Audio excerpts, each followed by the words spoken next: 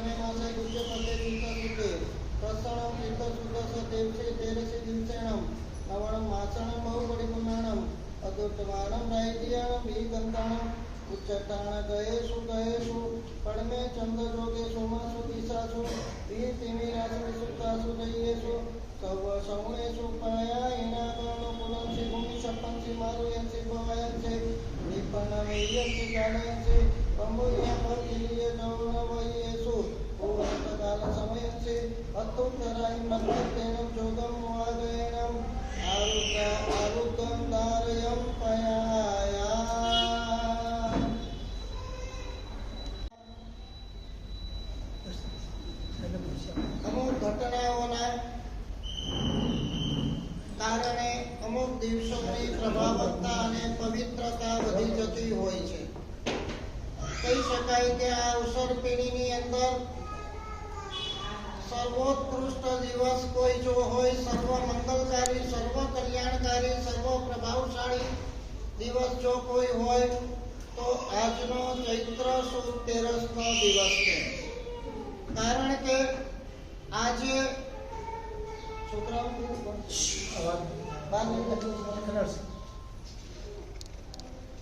આપણા સૌથી નિકટના ઉપકારી જેમનું શાસન આપણે પામ્યા છે, જેમના કારણે આપણામાં થોડી માનવતા, માણસાઈ, સંસ્કારિતા, ધાર્મિકતા થોડી પણ ફાલી ફૂલી છે, એ પરમાત્મા મહાવીર દેવ આજના પવિત્ર અને પ્રભાવક દિવસે જન્મ્યા છે. દિવસ સારો હતો માટે જન્મ્યા નથી, પણ ભગવાન જન્મ્યા છે માટે આ દિવસની પવિત્રતા અને પ્રભાવકતા વધી છે.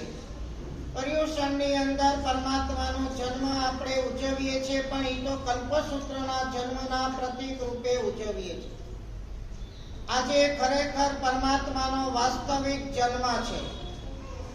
કોઈ પણ તીર્થંકરનો જન્મ અર્ધરાત્રિના સમયના વિશે જ થતો હોય છે. અને જ્યારે પરમાત્માનો જન્મ થવાનો હોય, અત્યારે પણ આપણે જોઈએ છે કે ઇલેક્શનના સમયે આમ જાણે કોઈ રાજનેતા આવવાના હોય તો આસપાસના વાતાવરણો એની દ્રષ્ટિએ કેવા થઈ જાય છે.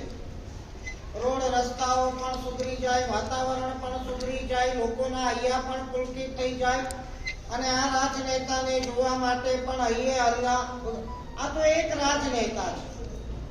આના કરતા તો લાખો ગણા પવિત્ર, પ્રભાવક અને શુદ્ધ એવા પરમાત્મા જ્યારે આ ધરતી ઉપર અવતાર લેતા હોય ત્યારે ધરતીના દેદાર કેવા હોય, પ્રકૃતિના દેદાર કેવા હોય અને લોકોના અંતઃકરણના દેદાર કેવા હોય.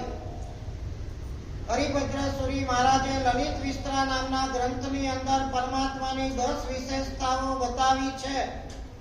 અને આ 10 વિશેષતાની અંદર પહેલું વિશેષણ બતાવ્યું છે આકાલમ એતે પરાર્થ વ્યસનેનઃ.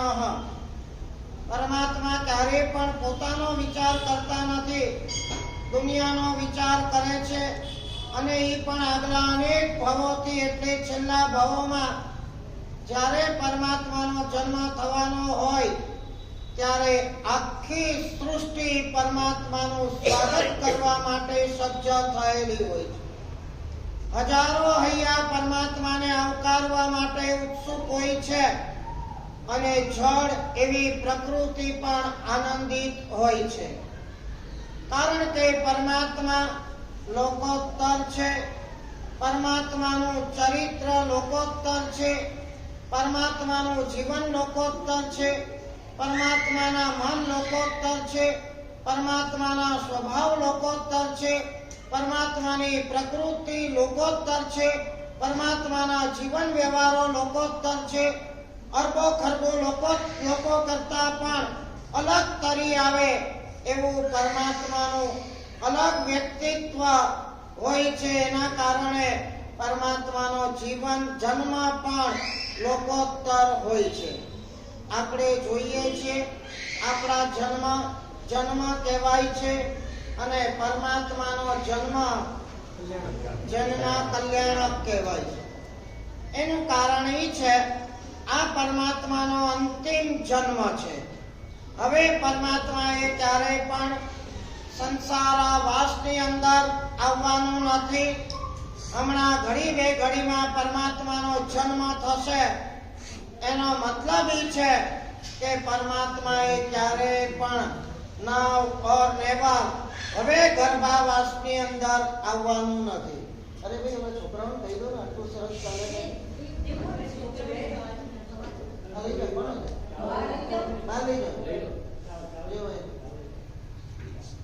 બહુ દોષ લાગે છે બેન. આખી ધારા તૂટી જાય.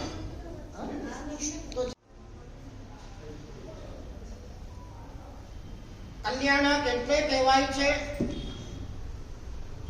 આ અંતિમ ભાવ પરમાત્માએ પોતાનું આત્મ કલ્યાણ કરવા માટેનો છે અને વિશ્વ કલ્યાણ કરવા માટેનો છે. સાધના દ્વારા આત્મ કલ્યાણ કરે છે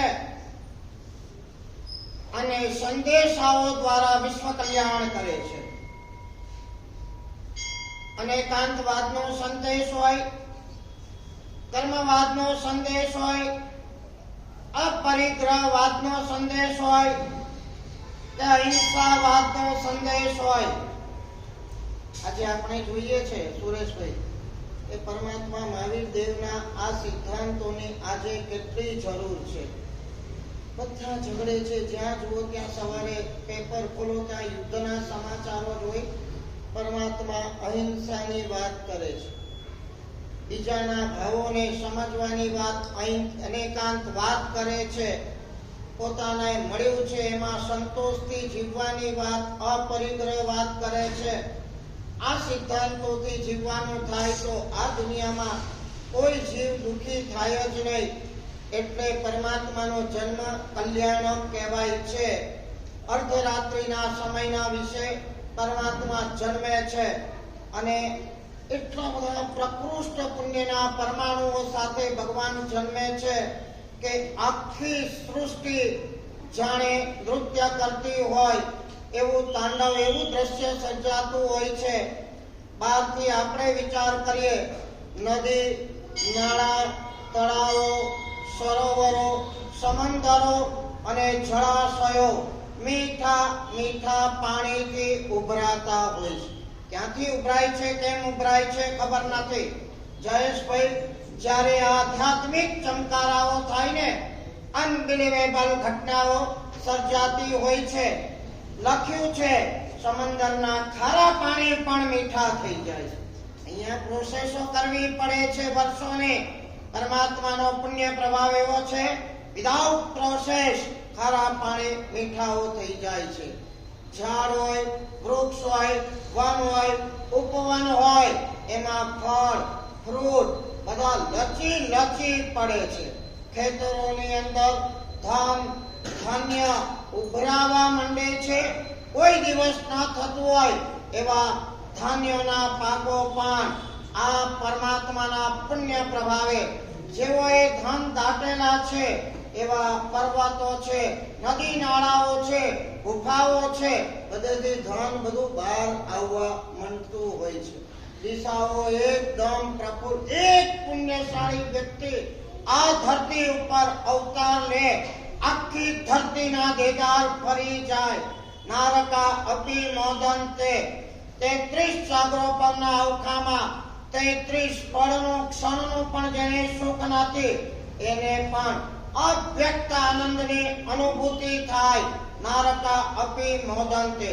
જ્યાં કાળું ઘોર અંધારપટ છવાયેલો છે ત્યાં પણ ઉજાસ ઉજાસ થાય, પ્રકાશ પ્રકાશ થાય, ત્યાં પણ અવ્યક્ત આનંદની અનુભૂતિ થાય. હું તમને કહું કે આમ એકદમ કાળઝાળ ગરમી હોય અને એક પવનની લહેર આવે ને, કેટલી સાતા આપતી હોય છે. 33 સાગરોપમના અવખા, એની અંદર દુઃખ જ દુઃખ હોય અને આ પરે સુખની સાતાની આનંદની અનુભૂતિ થાય. એવો એક આનંદ નારદીને પણ આવે. તિર્યંચો પણ કુદાકુદ કરતા હોય, ફળો બધા લચપત થતા હોય, ખાણોની અંદર પણ હીરા માણેક મોતીઓ અને બધા જ પ્રકારના રત્નો ઉભરાવા માંડતા હોય. એક વાત સમજો કે આ કોઈ બાબા વાક્યમ પ્રમાણ નથી, આ કોઈ કિંવદંતીઓ નથી, પણ એક પુણ્યશાળી વ્યક્તિ આ ધરતી ઉપર જ્યારે અવતરવાની છે, પુણ્યનો એક પ્રભાવ છે. જોઈએ છે જુદી જુદી વ્યક્તિઓ અહીંયા આવે, એને પુણ્યના જુદા જુદા પ્રભાવ. ઉત્કૃષ્ટ લોકોત્તર વ્યક્તિ હોય, એનું ઉત્કૃષ્ટ લોકોત્તર પુણ્ય હોય. શું અશક્ય છે? આ બહુ જ એક મોટો સવાલ છે. પ્રકૃતિ પણ જ્યારે ખુશનુમા હોય, દિશાઓ પણ એકદમ ખુશનુમા હોય, ઋતુઓ પણ બધી જ અનુકૂળ હોય, લોકોના હૈયા પણ ખીલેલા હોય, દેવલોકનું આયુષ પરમાત્માનું 20 સાગરોપમનું પૂરું થવાની તૈયારી હોય. ભગવાનને પણ ખબર છે હમણાં મારે ચવન થયું છે, હવે જન્મ થવાનો છે. 3 જ્ઞાન લઈ અને પરમાત્મા અહીંયા આવવાના છે. અંતિમ ભાવ આ પરમાત્માનો છે. ક્ષત્રિય ગામ કુલ નગર આખું હિલોડા ચડેલું છે. બધાને ખબર છે કંઈક એવું વિશિષ્ટ વ્યક્તિત્વ આ ધરતી ઉપર જન્મ ધારણ કરવાનો છે. સૂર્ય આવે એની પહેલા અરુણોદય થાય, પરમાત્મા પધારે એની પહેલા ચારે બાજુ प्रकृति को, पशु सृष्टि को के मानवीओ को के तिर्यंचो को बधाना हૈયા કુદરતી રીતે હિલોળે ચડેલા હોય છે. પોતાના જાતીય વેર બધા જ ભૂલી ગયા હોય છે. કોઈને કોઈના માટે રાગ, દ્વેષ, ઈર્ષ્યા, ભય કશું જ નથી, કારણ કે બધાની કોન્સન્ટ્રેશન, ઇનર કોન્સન્ટ્રેશન પરમાત્માના જન્મ તરફ હોય છે. 9 મહિના પૂરા થાય છે, 7.5 દિવસ પૂરા થાય છે. ત્રિશલા ક્ષત્રિયાણી પણ આનંદિત છે, આરોગ્યમય છે. ઉત્તરા ફાલ્ગુની નક્ષત્રમાં ચંદ્રનો યોગ આવેલો છે. દિશાઓ પણ બધી જ પ્રમોદિત છે. 7 ગ્રહો ઉચ્ચ સ્થાનની અંદર આવેલા છે. ભગવાન જન્મે ત્યારે ગ્રહો ઉચ્ચ સ્થાનમાં આવે કે ઉચ્ચ સ્થાનમાં ગ્રહ હોય ત્યારે ભગવાન જન્મે? સુરેશભાઈ, ભગવાન should wait for હજી આયા નથી ભાઈ, બધા વેઇટ કરો. પ્રકૃતિ સ્ટેન્ડ બાય છે. ભગવાન જન્મે ત્યારે એમને ઉચ્ચ સ્થાનમાં હાજર રહેવું પડે. આવા ઉચ્ચ સ્થાનમાં બધા ગ્રહો આવેલા છે. ત્રિશલા માતા પણ આરોગ્યને ધારણ કરે છે. સિદ્ધાર્થ રાજાના આનંદનો કોઈ પાર નથી. ક્ષત્રિય ગામ કુલ નગર એક બચ્ચો જનાવરથી લઈ જળ પ્રકૃતિ પણ ખુશનુમા છે. 16 કળાએ ખીલેલી છે. એવા સમયે અર્ધરાત્રિના સમયના વિશે ત્રિશલા માતાએ આરોગ્યને ધારણ કરનારા એવા ત્રિશલા માતાએ આરોગ્યને ધારણ કરનારા એવા મહાવીર પરમાત્માને આજના